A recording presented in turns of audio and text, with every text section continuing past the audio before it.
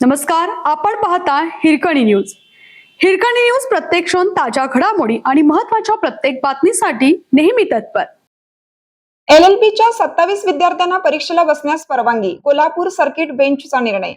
Shivaji विद्यापीठमधील LLBच्या ATKT लागलेल्या 27 विद्यार्थ्यांना शुक्रवारी दिनांक 17 रोजी होणाऱ्या परीक्षेला बसण्यास कोल्हापूर सर्किट बेंचने परवानगी दिली आहे.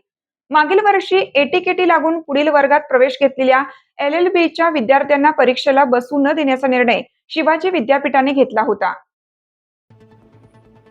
याच्या विरोधात मुंबई उच्च न्यायालयाच्या कोल्हापूर सर्किट बेंचमध्ये 27 विद्यार्थ्यांनी याचिका दाखल केली होती. न्यायमूर्ती माधव जामदार आणि न्यायमूर्ती प्रवीण पाटील यांच्या खंडपीठासमोर याचिकेवर सुनावणी झाली.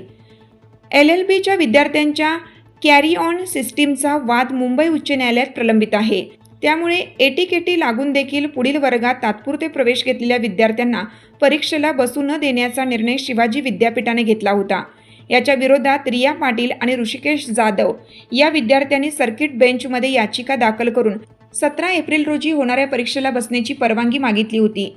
सर्वच विद्यार्थ्यांना परीक्षेला बसण्याची परवानगी दिल्यास विद्यापीठ प्रशासनावर ताण येऊ शकतो. ऐनवेळी सर्व विद्यार्थ्यांची व्यवस्था करावी लागेल. यामुळे केवळ याचिकाकर्त्या 27 विद्यार्थ्यांना परीक्षेस बसण्याची परवानगी द्यावी, त्यांची व्यवस्था विद्यापीठ करू शकेल, असा युक्तिवाद विद्यापीठाच्या वतीनं ॲडव्होकेट युवराज नरवणकर यांनी केला आहे.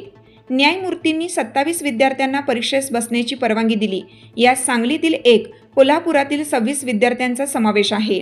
विद्यार्थ्यांच्या वतीनं ॲडव्होकेट सतीश बोरुळकर, ॲडव्होकेट कल्याणी मानगावे आणि ॲडव्होकेट राहुल शिंदे यांनी बाजू मांडली.